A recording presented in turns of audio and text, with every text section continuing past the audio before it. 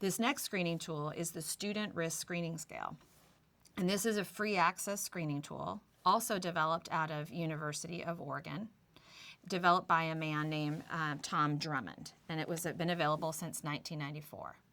This particular screening tool is a free access screening tool, meaning it costs nothing to purchase because it's actually something you can build within your school's information system. And this is a very, very simple screening tool.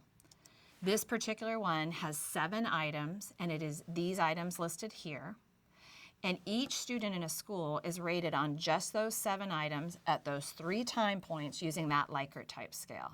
And I want to be really clear, when you first read these, you're thinking, oh my gosh, those items take my breath away. You are not saying that a student is a liar or is a behavior problem. What you are saying is you're looking to see if these behaviors occur together and to a high enough degree, because if they do, this predicts really important academic and behavioral outcomes for kids. In this particular screening tool, every single student gets evaluated on those items. So teachers, based on what they know to be true about these kids, fill this out and they get a total score. So if a student score is 0 to 3, they're considered low risk. If a score is 4 to 8, it's considered moderate risk, and 9 to 21 is considered high risk. In many of the districts that we support, these are already set up. They build these in a secure trusted drive. So I would click on like a particular school in a district, and underneath that, I would have a folder for each teacher that is permission for only that teacher to go in there to complete these ratings, because it's not a discussion, it's one teacher's independent rating.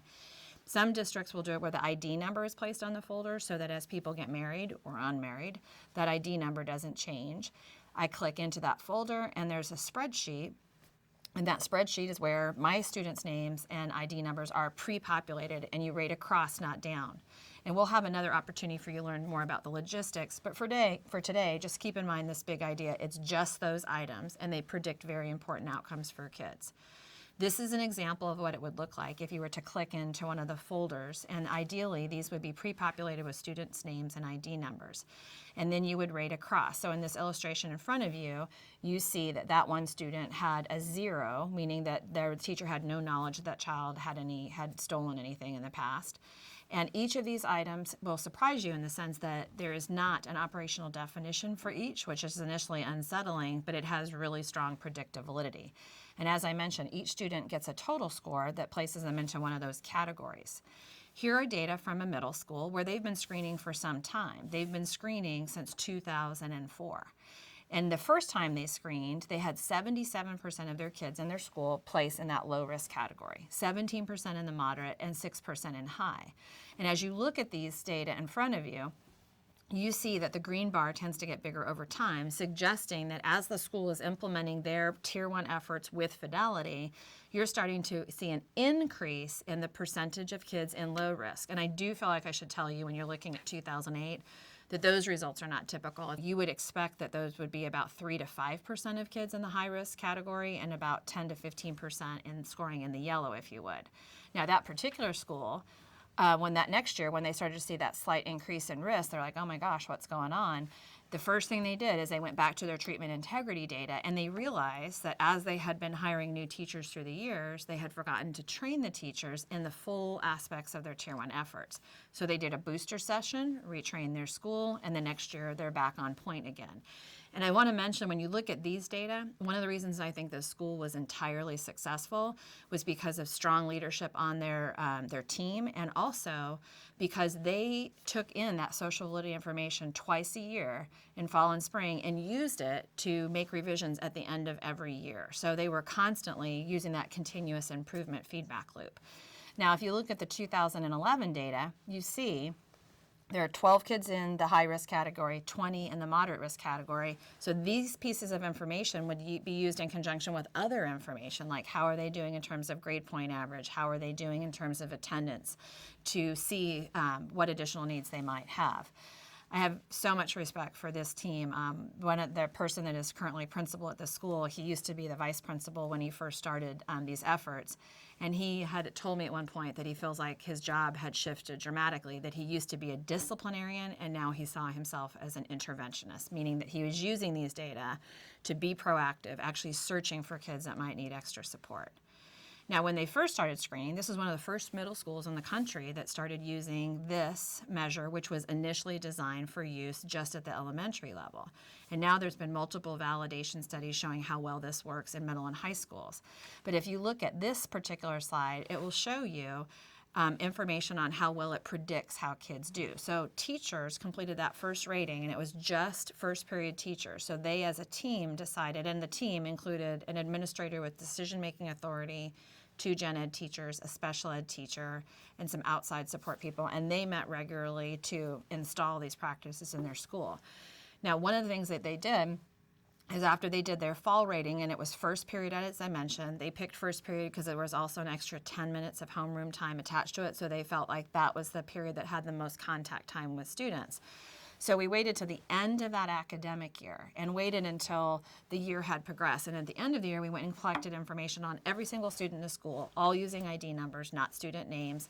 And then we ran these analyses. And what we can tell you is that those scores in the fall time point, that the kids who started off at low risk, they ended the year with, on average for that group, less than 2 office discipline referrals. The kids at the beginning of the year who start off in the moderate risk category actually earned 5 office discipline referrals.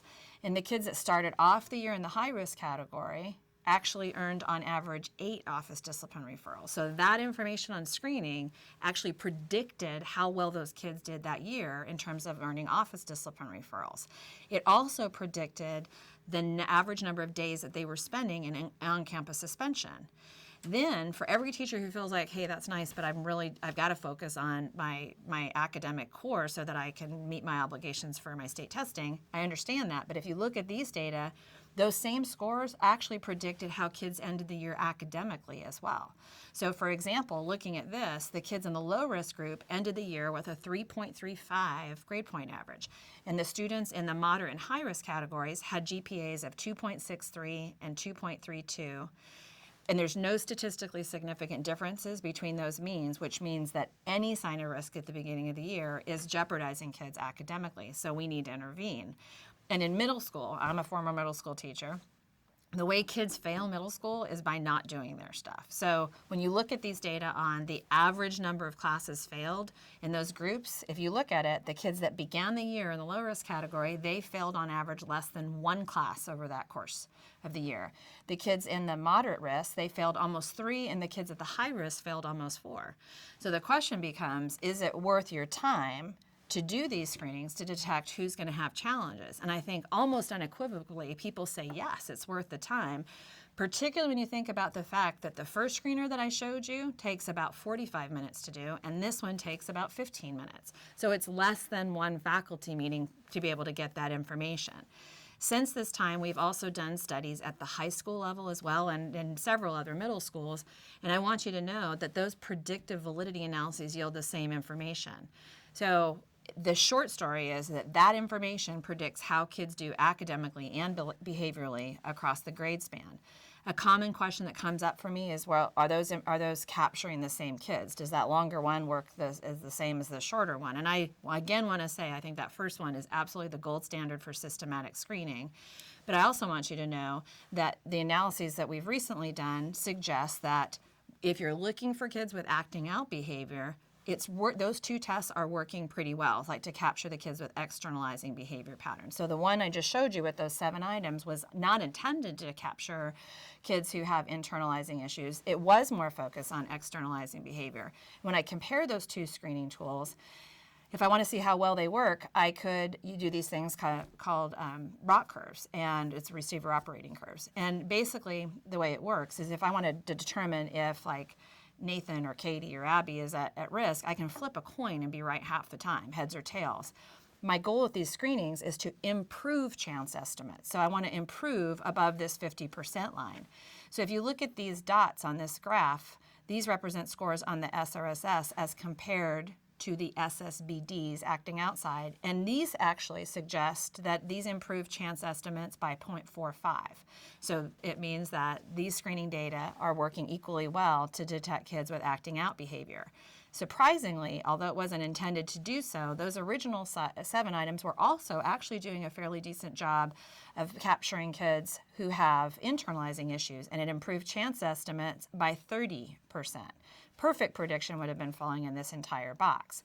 So this got us thinking, what could we do to add to the student risk screening scale to better, to adjust the use of that tool to capture kids with internalizing issues? So recently, we have been working on determining which items we can add to these scales to look for kids with internalizing issues. Currently, we are piloting these 7 items at the elementary, middle, and high school level, and I can tell you right now that our current work at the elementary level suggests that 5 of those items are sufficient to improve the predictive validity of those data by 5%. This means that I'm close to improving chance estimates by 35%. This is good news because it takes very little time, very little money, and I'm not suggesting that you pick one or the other. I think the question isn't, should we screen? It's, where do we begin?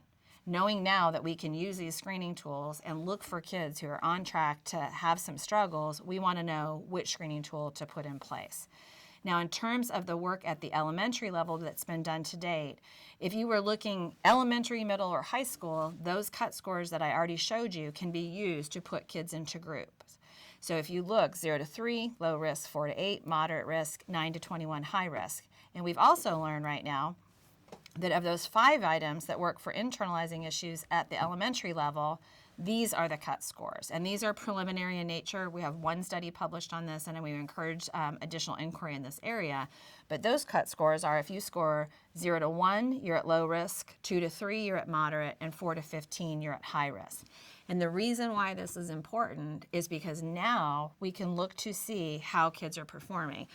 And I really do believe that we can really support our teachers in looking for kids with these challenging behaviors. I would absolutely agree that we have other ways of doing this when we're looking to find kids with externalizing behavior patterns. In many PBIS schools, positive behavior intervention support schools, they use office discipline referral data to look for kids that have challenges. And so in those, if a kid has 0 to 1 office discipline referrals, everything's considered to be in the green. If they have scores of 2 to 5, they're considered to need potentially tier 2 support. And if they need more, like if they have 6 or more, they're considered high risk. But the problem with that is you're waiting for kids to earn those office discipline referrals, meaning that they're still struggling until they get that many acquired that would connect them with the support. And my most major concern is that kids with internalizing issues are not doing things that yield office discipline referral. So if we're not screening, we're missing an opportunity to support those kids who have these behaviors that are far less easy to be detected. If you were using the SRSS, what we call now IE, for internalizing and externalizing behaviors, it's done the same way that you do the student risk screening scale. Again, this is an illustration at the elementary level. This is fictitious data, so you would have names and ID numbers, and the teachers rate across, and then this is a slide that illustrates conditional formatting. And we've worked with some very, very talented tech people to build these systems in a number of different districts. This first total score over here represents the sum of the first 7 items, and you can use that kindergarten all the way through high school, and the intent there is 0 to 3, again, low risk, 4 to 8, moderate, 9 to 21, high risk.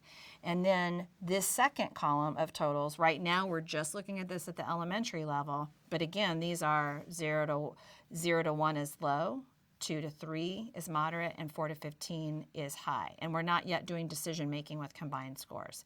So here is the original 7, and here are the 5. Keeping this in mind, these are an example of how actual data from a school where they're doing this for the first time. This is their winter data, and this is the original 7 items. So here, when they screen for the very first time, and this school is in their first year of implementation, again, you see your 77% of kids in the low, 18% in moderate, and 4% in high for the original 7 items. You can also look at this by grade level. So you can see where the variability is in a school as to where kids might need extra support. And here we see A little less risk. We have about 78% of the kids in low, and then 13% at moderate, and just under 8 at high risk. And again, I can look at that by grade level to see how to focus my intervention efforts. And as we go into the upper years in elementary school, we see these breakdowns again by 3rd, 4th, and 5th grade. I also want to let you know that we are working on another screening tool called the Student Risk Screening Scale for Early Childhood. And these are different items because, of course, developmentally it would look a little different. And you're more than welcome to read about that in this article published in Topics in Early Childhood Special Education. So if you are with somebody right now, we're going to encourage you to take the next 5 minutes to just take a pause and think through the idea of how to integrate screening into your tiered system of support.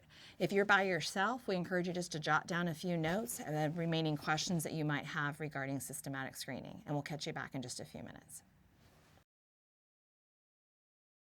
I hope you had a good conversation, or at least had a chance to jot down some notes. And I want to again reiterate that we just went over 2 screening tools. One was the systematic screening for behavior disorders, and that is produced by Hill Walker, Herb Severson, and Ed Feel, and they are from the University of Oregon. The second one was from the Student Risk Screening Scale by Drummond, and that's the free access one I was talking about. Both of those, I think, are strong screening tools, but they're definitely not the only one. For information on the SSBD, the first one I mentioned, I encourage you to log online and get that. I highly recommend that you explore these different options for systematic screening, and at the end, we'll walk through a little decision-making guide to help focus your searching as you're picking a screening tool.